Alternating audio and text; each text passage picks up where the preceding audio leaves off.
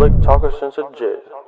Winter time, all the time, ooh, yeah. Look at the way that I move, swag, disrespectful and I'm rude, okay. I had cocaine in the school.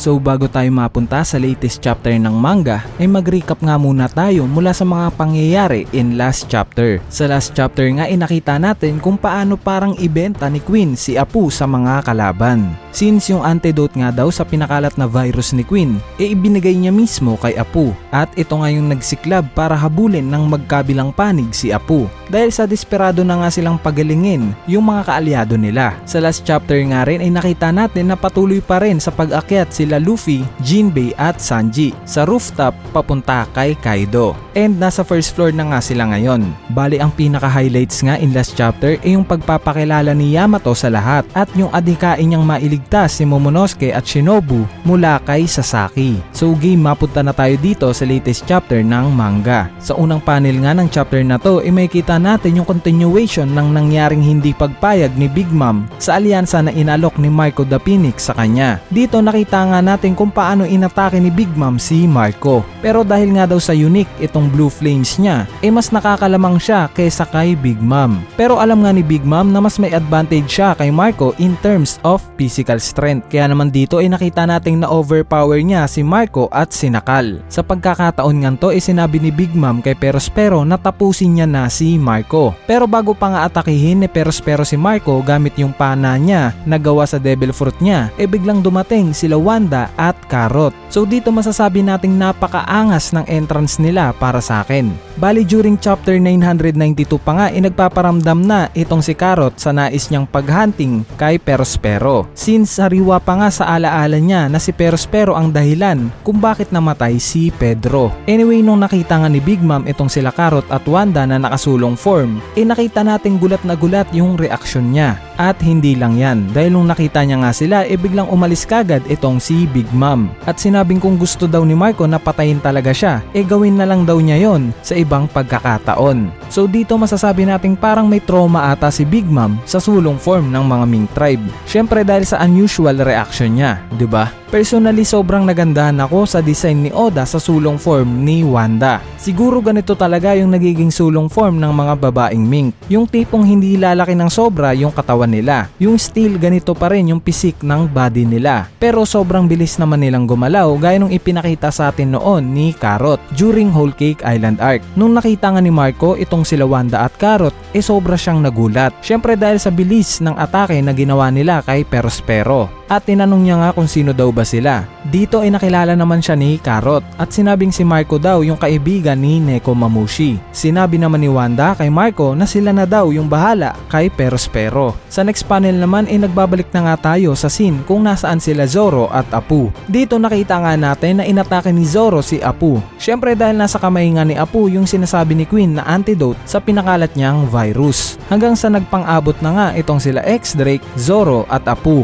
Dito sinabi nga ni Zoro na sayang lang daw sa oras niya yung paglaban kay Apu dahil gusto nga daw niyang back-upan yung mga scabbards kay Kaido. At sa next panel naman makikita natin dito si Queen at hawak-hawak nga niya yung wanted posters nila Zoro at Sanji. And sinabi pa nga niya na yung pangalawa at pangatlong pinakamalalakas daw sa Straw Hat Pirates maganda daw na matalo maaga pa lang. So dito parang sinasabi na sa atin ni Oda based sa statement ni Queen na itong sila Sanji at Zoro nga yung pinakamalalakas sa crew nila kasunod ni Luffy. Pero hindi ko rin naman isinasawalang bahala na by this time hindi pa nga alam ng buong mundo na Straw Hat Pirates na rin itong si Jinbei. Kaya still hindi pa rin ito official na mas malakas nga sila Zoro at Sanji kesa kay Jinbei. Anyway, sa next panel naman nakita nating sinabi ni Brook na dapat daw na-infect na siya ng virus. Pero it seems like na wala nga daw nangyari sa katawan niya. So dito makukonclude natin na pwedeng may kinalaman yung virus sa ipinapakalat ni Queen sa tubig na nasa loob ng katawan ng isang tao. Since itong si Brook nga alam naman nating wala siyang tubig sa katawan niya dahil patay na nga siya.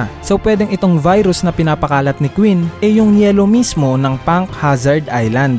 since nakokonek na nga yung Wano ngayon sa Punk Hazard dahil sa mga numbers. Tingin ko lang naman yan. At yung yellow nga sa Punk Hazard alam naman nating tuloy-tuloy dahil sa naging laban nila Aokiji at Sakazuki, 'di ba? So pwedeng hinalo ni Queen yung yellow ng Punk Hazard sa Excite Bullets niya. So paano naman ang gagawin nila Chopper para mapagaling ang mga tao na na-infect ng virus? Simple lang. Tingin ko ngayong paalis na si Marco sa battlefield, kung nasaan sila Perospero possible na yung cure sa virus na to yung mismong Blue Fire ni Marco. Dahil kung matatandaan nyo nga ginagamit nga rin ni Marco itong Blue Fire niya para gumamot ng mga may sakit. In fact si Marco nga rin yung doktor ng Whitebeard Pirates. At isa pa ang pinakamagandang ang pantunaw sa yellow yung apoy, 'di ba? So it makes sense. Sa pagtatapos nga ng panel na to nakita rin natin si Chopper na alam niya na yung sagot kung paano malulunasan yung virus. Pero bigla ngang napansin ni Robin na pati si Chopper na-infect na rin ng virus. Kaya feeling ko ang pinakamagandang timing dito yung pagdating talaga ni Marco para mailigtas niya sila Chopper at yung iba pa sa lumalaganap na sakit na to. Sa next page naman ng chapter na to ipinakita na sa atin yung laban nila Usopp at Nami laban kila Ulti at Page 1. Sa pag-uumpisa nga ng laban nila nakita nating inatake ni Usopp si Ulti gamit ng mahiwagan niyang buto. Pero agad naman natanggal ni Page 1 yon. Sa sumunod na atake naman ni Usopp parang hindi na nga ininda yon nila Ulti at Page 1. Since alam naman natin kung gaano ka-durable itong dalawa na to, 'di ba? Sa next panel naman nakita nating hinedbat ni Ulti si Usopp gaya nung atake na ginawa niya kay Luffy. Dito sobrang nayanig nga si Usopp sa atake ni Ulti. Umabot pa nga sa point na yung mismong bungo ni Usopp halos mawasak na sa sobrang lakas. Sa next panel naman nakita nating hinawakan ni Ulti si Nami. Dito nagmakaawa nga si Nami na wag siyang headbuttin ni Ulti dahil kapag ginawa nga daw niya yon panigurado na mamamatay siya. Bali nakinig naman itong si Ulti sa kanya. Pero sinabi nga ni Ulti na sabihin daw muna ni Nami na hindi magiging hari ng mga pirata yung captain niyang si Luffy para hindi siya atakihin neto. Nung narinig nga ni Usopp iniisip niya na ayos lang magsinungaling si Nami dahil ito nga daw yung pinaka-tactical na gawin para mabuhay pa siya. Pero out of nowhere nga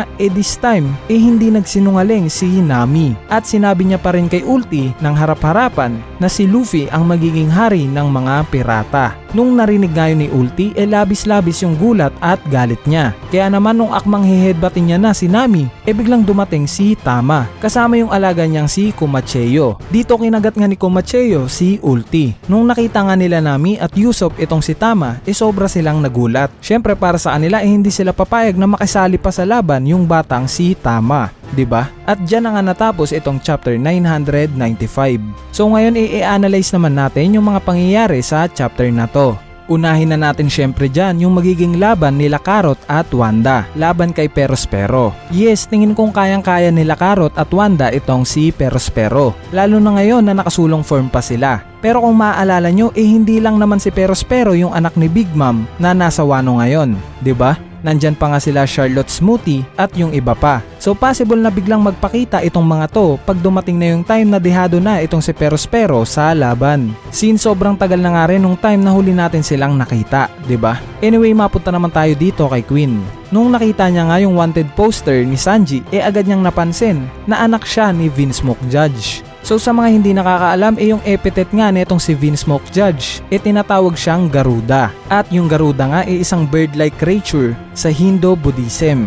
At meron ngang kwento na nagko-connect dito sa Garuda at kay Queen Kakati. So possible na itong si Queen at Vince Smoke Judge magkasama noon, since itong si Queen nga alam naman nating inventor at mahilig sa science, gaya ni Vince Smoke Judge na isang scientist naman. Sa part naman ng pagdating ni Tama sa Onigashima probably mas tumaas pa yung possibility na babaliktad nga itong si Big Mom sa alyansa nila ni Kaido. Since alam naman nating lahat na nung time na magka-amnesia itong si Big Mom pinapahalagahan niya itong si Tama. Tingin ko lang naman yan.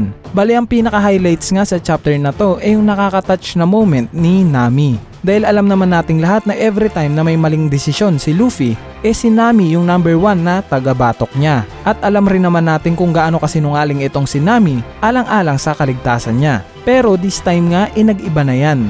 Dahil sa sitwasyon nga niya kay Ulti parang life or death situation na. Kumbaga kung magsisinungaling siya mabubuhay siya. At kung sasabihin naman niya yung totoo, mamamatay siya. Even though ganun nga yung consequence, still, ipinagmalaki niya si Luffy na magiging hari ng mga pirata. I'm sure kapag na-transfer na sa anime itong scene na to, sobra tayong matatouch sa moment na to.